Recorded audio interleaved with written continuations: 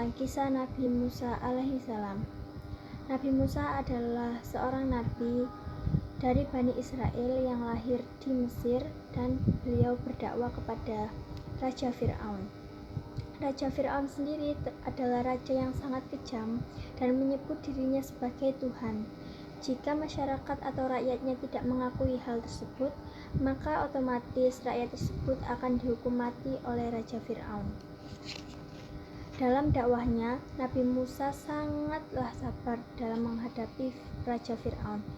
Karena kesabarannya tersebut, Nabi Musa termasuk golongan ulul azmi, yang artinya Nabi Allah yang tekad dan kesabarannya luar biasa dalam menghadapi kebenaran, dalam memperjuangkan kebenaran.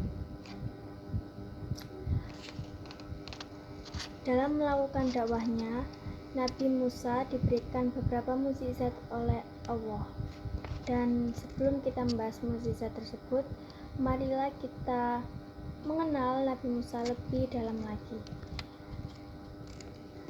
Saat Nabi Musa masih berada dalam kandungan ibunya, saat itu Mesir sedang dalam gempar-gemparnya karena Raja Fir'aun memerintahkan bala tentaranya untuk membunuh semua bayi laki-laki yang lahir pada tahun tersebut.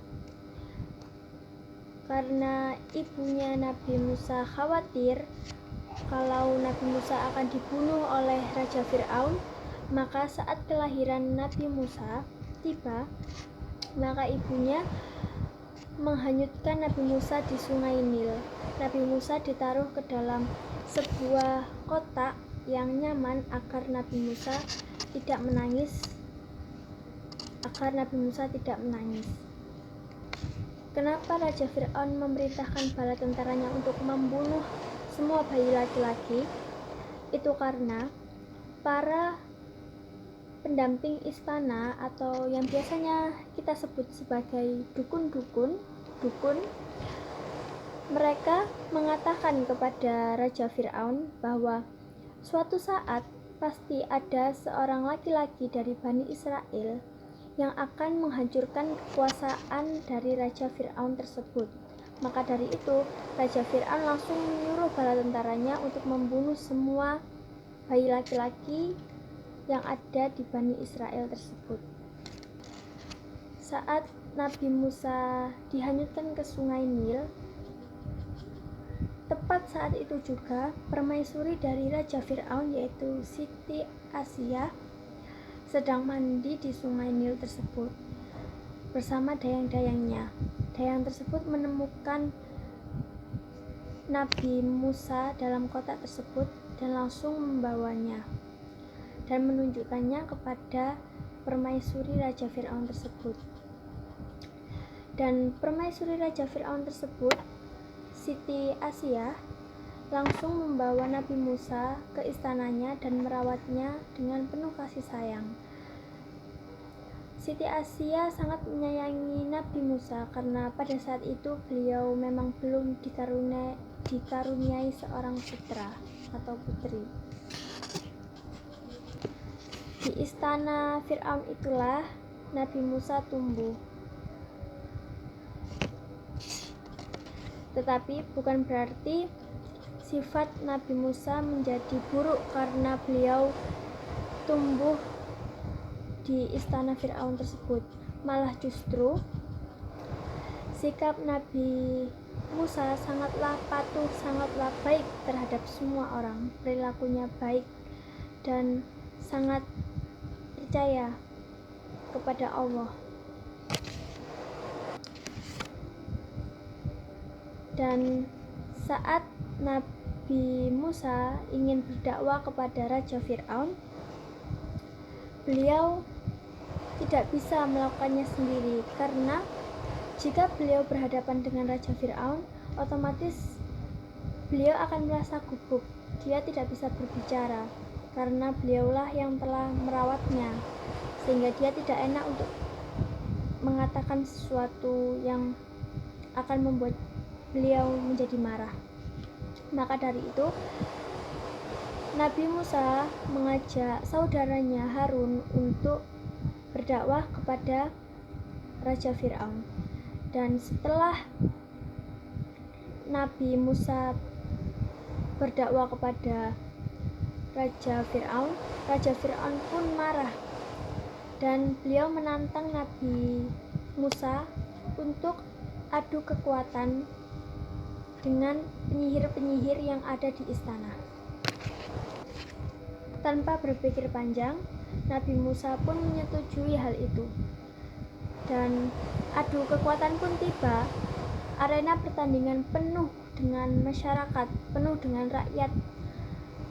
Rakyat tersebut penasaran, apakah benar Nabi Musa adalah utusan Allah yang datang untuk menghabisi penyihir-penyihir yang ada di istana tersebut. Saat para penyihir tersebut mengeluarkan ular-ular yang berbisa untuk menyerang Nabi Musa pun mendapatkan perintah dari Allah untuk melemparkan tongkatnya ke tengah-tengah pertandingan, dan tongkat tersebut berubah menjadi ular raksasa yang melahap semua ular-ular kecil yang dikeluarkan oleh penyihir tersebut. Melihat kejadian tersebut, para penyihir tersebut percaya bahwa Nabi Musa merupakan utusan dari Allah. Lalu para penyihir tersebut pun langsung bersujud kepada Nabi Musa. Melihat hal itu, Raja Fir'aun sangat murka dan menyuruh bala tentaranya untuk membunuh penyihir-penyihir istana tersebut dan mengejar Nabi Musa. Dari kejadian tersebut, Nabi Musa pun selalu diburu oleh bala tentara Raja Fir'aun. Dan bagaimana dengan rakyat yang melihat tersebut? Rakyat yang melihat kejadian tersebut sebagian besar percaya bahwa memang Nabi Musa diutus oleh Allah. Dan oleh karena itu Nabi Musa mendapatkan perintah dari Allah untuk membawa semua Bani Israel untuk pergi dari Mesir menuju tanah Kan'an. Atas bantuan dari saudaranya Harun, Nabi Musa pun pergi dengan kelompok Bani Israel tersebut menuju tanah Kan'an sambil dikejar-kejar oleh bala tentara Raja Fir'aun. Saat di tengah perjalanan mereka pun terhenti karena di depan mereka terdapat laut yang begitu luas, yaitu Laut Merah yang memisahkan antara daratan Afrika dan Asia. Dan saat itu Nabi Musa bingung harus berbuat apa, karena di depan mereka ada lautan yang besar, lautan yang luas, dan saat itu sedang pasang, dan di belakang mereka ada bala tentara dan Raja Fir'aun untuk membunuh mereka semua.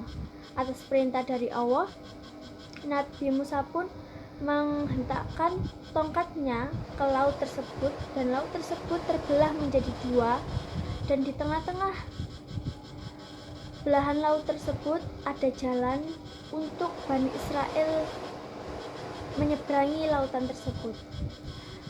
Lalu Bani Israel dan Nabi Musa menyeberangi lautan tersebut berlari sambil dikejar bala tentara Fir'aun tersebut.